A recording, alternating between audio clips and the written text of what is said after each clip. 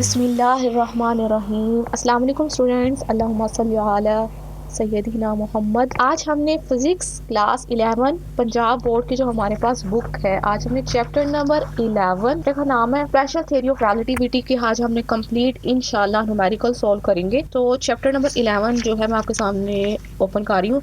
Chapter number 11 का numerical number 11.1 की statement मैं आपके साथ पढ़ने लगी हूँ। An electron is accelerated to a speed of 0.995 c which passes down an evacuated tube 500 metre long। हमें कहा गया कि एक इलेक्ट्रॉन है और वो एक्सेलरेट कर रहा है, और वो जिस स्पीड से मूव कर रहा है ना, वो हमें स्पीड गिवन है 0.99 c। ये जो c है ना, ये है स्पीड ऑफ लाइट। और वो जो ट्यूब, जिस ट्यूब से वो मूव कर रहा है ना, जिस ट्यूब के अंदर वो मूव कर रहा है ना, हमें उस ट्यूब की लेंथ गिवन है 500 मीटर।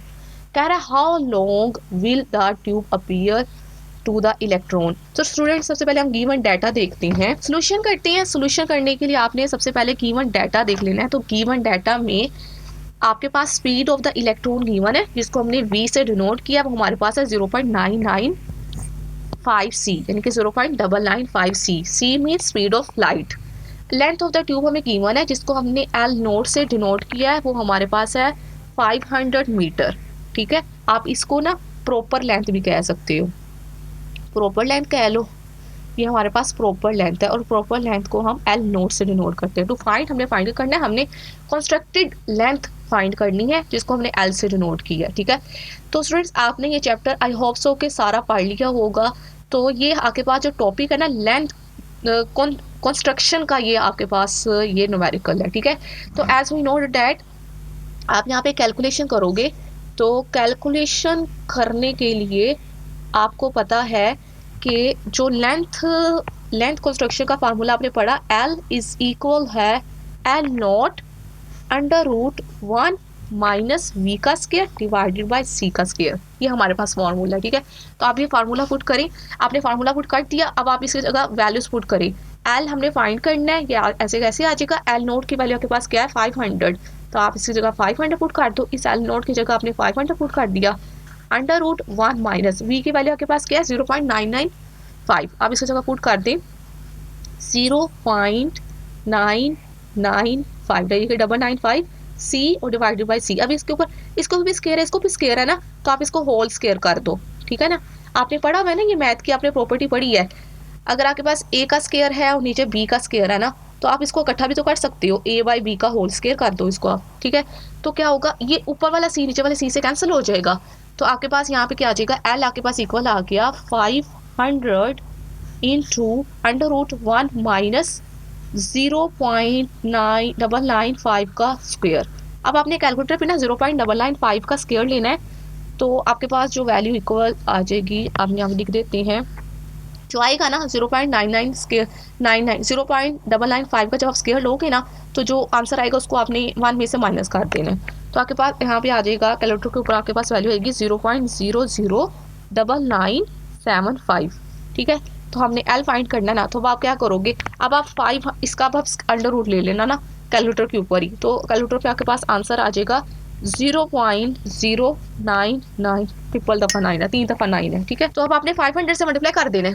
ठीक है, जब आप 500 से मल्टीप्लाई करोगे तो आपके पास यहाँ पे वैल्यू आ जाएगी 49.95। ठीक है, तो आप इसको अप्रोक्सीमेटली कर लो। अप्रोक्सीमेटली किसके इक्वल है ये, यानी कि जो कंस्ट्रक्टेड लेंथ है वो आपके पास आ गई।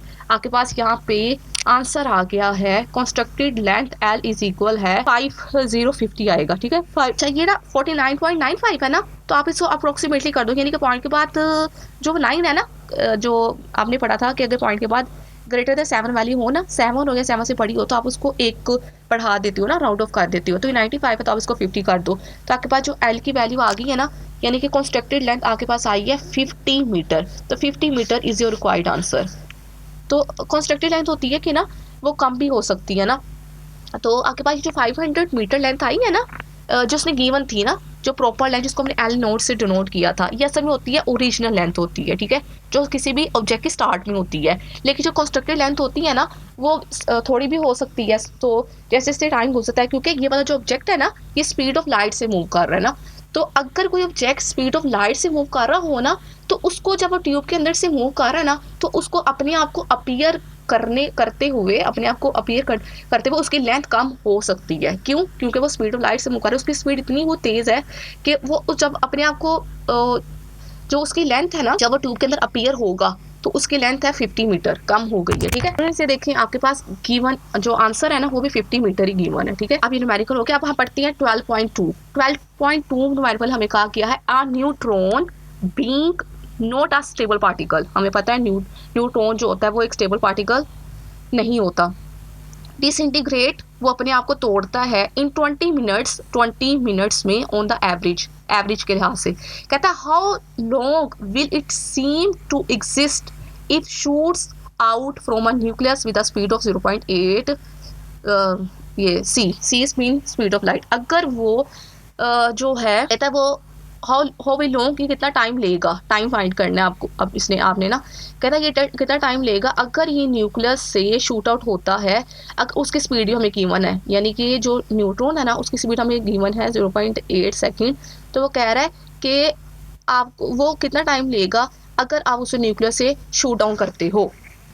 ठीक है, तो स्टूडेंट्स अब हम इस मेडिकल्स का जो है वो गिवन डाटा देख लेते हैं। गिवन डाटा में आपको पता होना चाहिए। आपके पास ये जो न्यूमेरिकल है ना 11.2 ये आपके पास है टाइम डिलेशन का ये न्यूमेरिकल है। ठीक है, गिवन डाटा में आपने सबसे पहले सोल्यूशन लिख लेना है। सोल्यूशन के बाद गिवन डाटा में आपके पास speed of the neutron given है जिसको आपने v से डिनोट किया है, वो आपके पास है 0.8। Proper time of the neutron यानी कि जो उसका जो रेस्ट पे होगा ना वो वाला टाइम हमें गिवन है t0 जो हमारे पास है 20 मिनट गिवन है। तो हमने फाइंड करना है, हमने डायलेटेड टाइम फाइंड करना है या हम इसको रिलेटिविस्टिक टाइम भी कहते हैं हम इसको। ठीक है, टी, तो हमने टी फाइंड करना है। तो आप यहाँ पे लिखोगे कैलकुलेशन के लिए सबसे पहले आप अपना फॉर्मूला लिखोगे as we know that T is equal है t0 divided by √1 minus v का स्क्वायर डिवाइड बाय c का स्क्वायर। ये हमारे पास होता है टाइम का फॉर्मूला, टाइम डिलेशन का फॉर्मूला। यहाँ से हमने टी फाइंड करना है ना, तो टी अपनी जगह पे रहेगा इज इक्वल टू t0 की वैल्यू क्या आपके पास गिवन है 20 गिवन है, तो आपने यहाँ 20 पुट कर देना है। 1 अंडर रूट लगाना है 1 माइनस v आपके पास स्पीड क्या है 0.8 c है, तो 0.8 c पुट करते डिवाइड बाय c का होल स्क्वायर। तो क्या होगा ये वाला c से कैंसिल हो जाएगा, तो 20 divide by under root 1 minus आप 0.8 का स्क्वायर। जब आप 0.8 का स्क्वायर लोगे तो आपके पास आ जाएगा 0.64। 20 divided by under root 1 minus 0.64। अब आपने 1 में से माइनस काट देना है 0.64 को, तो आपके पास 0.36 आ जाएगा और उसका अंडर रूट है। फिर आपने इसका अंडर रूट लेना है, 20 ऊपर ऊपर ऐसे कैसे जा रहा है, तो आपने अंडर रूट लेना है 0.36 का, तो आपके पास 0.6 आ जाएगा। आपने 20 को डिवाइड करना है 0.6 के साथ, तो आपके पास जो टाइम जो डायलेटेड टाइम है ना वो आपके पास आ जाएगा 33.3 मिनट। तो ये आपके पास जो है वो आपका रिक्वायर्ड आंसर आ गया है। और स्टूडेंट्स यही आपके पास जो है वो देख ले जरा यहाँ पे आंसर में गिवन है। ठीक है, 33.3 मिनट ही आपके पास आंसर है। आई होप सो कि आपको ये वाला न्यूमेरिकल भी समझ में आ गया है।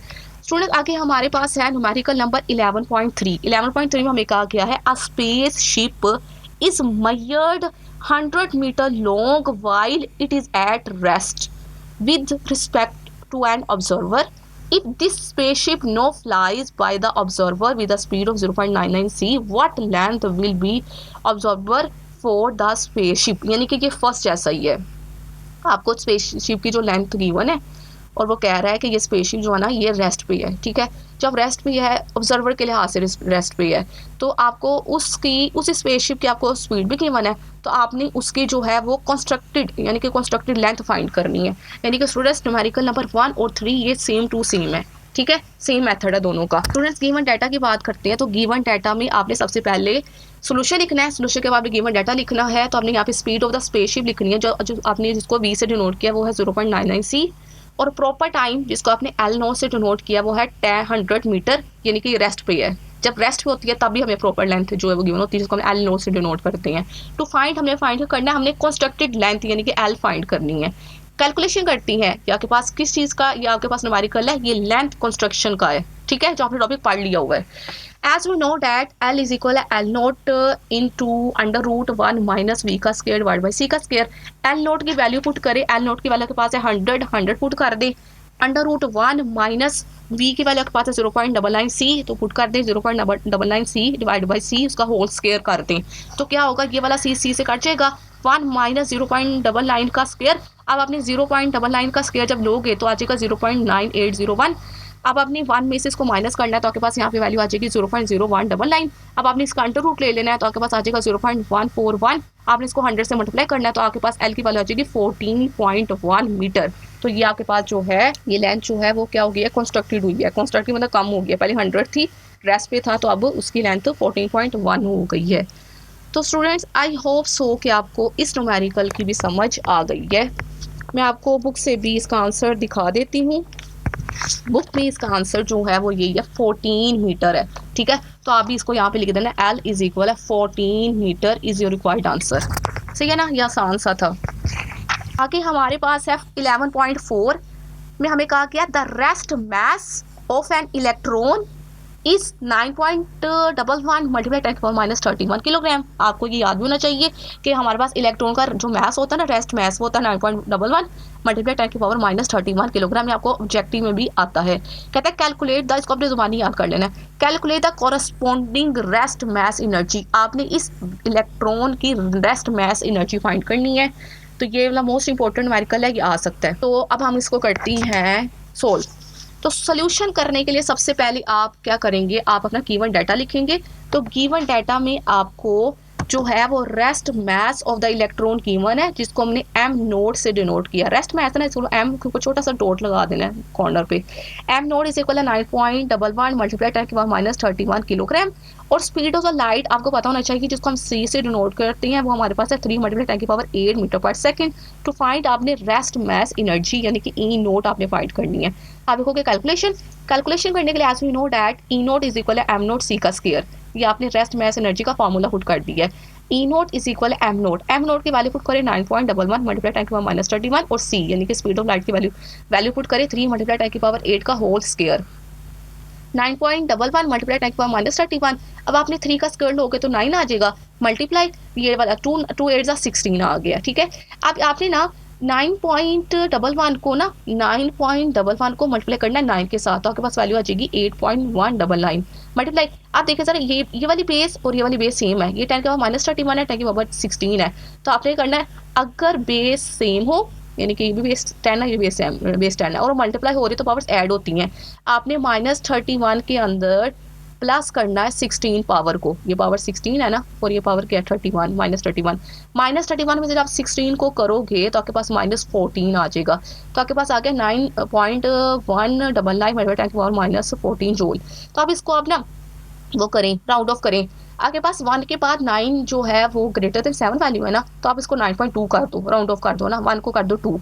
तो आपके पास ई नोट की वैल्यू आ जाएगी 8.2 मल्टीप्लाई 10⁻14 जूल। तो ये आपके पास जूल में आंसर आया ना। अब बुक में जो आपने देखा, बुक में आंसर जो है वो जूल में भी गिवन है और मेगा इलेक्ट्रॉन वोल्ट में भी गिवन है। अगर आपको बुक से दिखाओ ना, तो बुक में देखिए जरा, जूल में वैल्यू गिवन है जो हमने फाइंड कर ली है, ये आ गई है हमारे पास।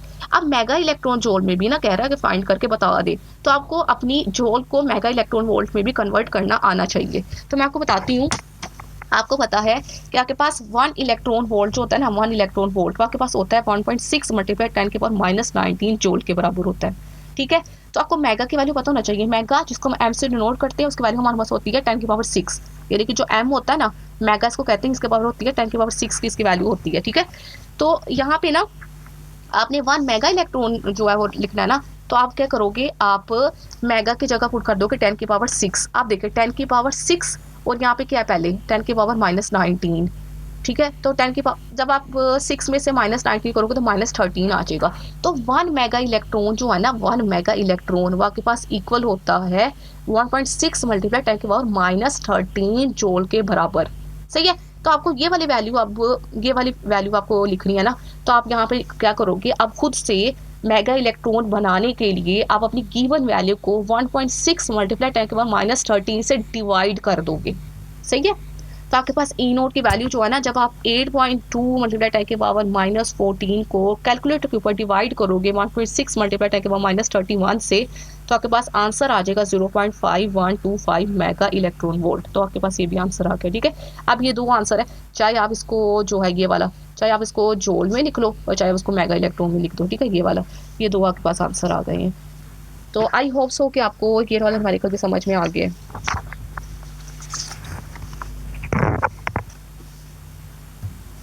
स्टूडेंट्स आगे हमारे पास है न्यूमेरिकल नंबर 11.5 में हमने कहा क्या है, an electron accelerated to the speed of v is equal है 0.85 c, calculate its total energy and the kinetic energy in the electron volt.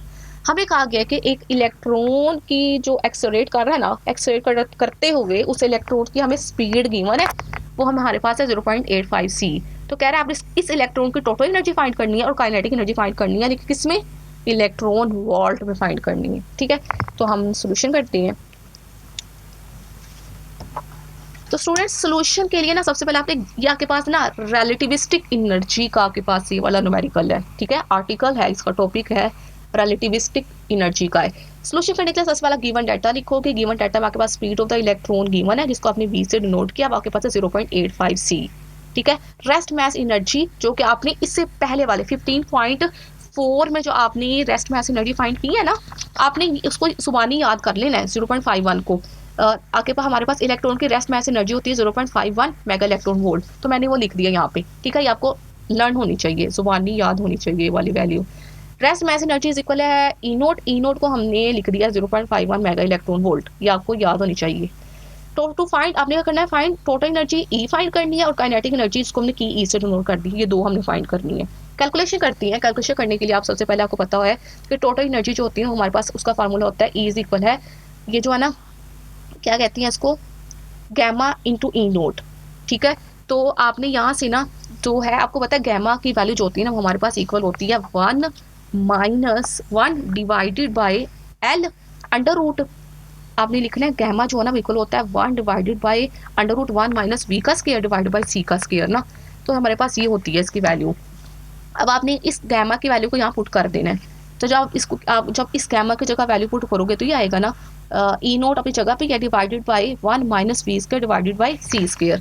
ठीक है, तो अब आपने अपने यहाँ पे वैल्यू जो पुट करती है ना, ये जो आप इसको ना, ये आप इसको लोरेंट फैक्टर भी कहती हो। ठीक है, ये वाला जो आर है ना गैमा जिसको मैंने लिखा है, यार नहीं ये गैमा है, तो गैमा को ना आप लोरेंट फैक्टर कहती हो। तो मैंने यहाँ पे गैमा की वैल्यू पुट कर दिया, हमारे पास ई इज इक्वल आ गया E naught divide by 1 minus V का स्क्वायर डिवाइड बाय सी का स्क्वायर आ गया। ठीक है, अब हमने जस्ट वैल्यूज पुट करनी, ई नोट की वैल्यू आपके पास गिवन है 0.51, आप यहाँ पुट कर दी 0.51, सही हो गया, divided by under root 1 minus V की वैल्यू पुट करें, वी आपके पास क्या कीमत है 0.85 सी, तो आपने यहाँ पुट कर दे 0.85 सी, इस वी की जगह पे डिवाइड बाय सी का होल स्क्वायर कर दे, क्या होगा ये वाला सी सी से कट जाएगा, तो 0.51 divided by under root 1 minus 0.85 का स्क्वायर आ गया। तो अब आपने क्या करना है, सबसे पहले आपने ना कैलकुलेटर के ऊपर ना 0.85 का स्क्वायर लेना है, इस वैल्यू का स्क्वायर लेना है।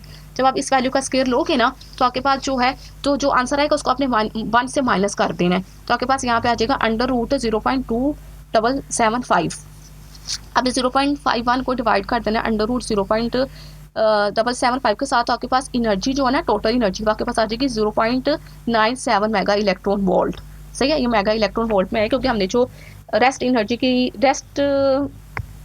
की वैल्यू पुट की थी ना मैस एनर्जी की, वो हमने मेगा इलेक्ट्रॉन में की थी ना पुट, इस वजह से ये मेगा इलेक्ट्रॉन में आई है।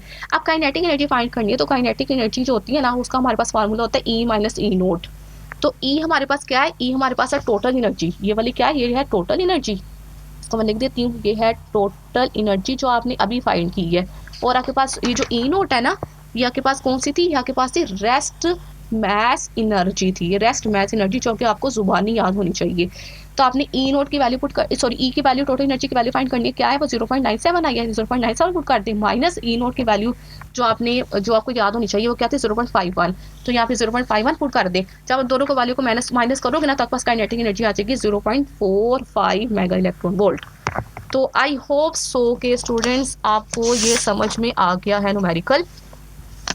अब हमारे पास है इस चैप्टर का लास्ट न्यूमेरिकल, क्योंकि हम स्मार्ट सिलेबस के मुताबिक तैयारी कर रहे हैं, तो स्मार्ट सिलेबस में चैप्टर नंबर 11 के सिर्फ 6 न्यूमेरिकल आपने करनी है।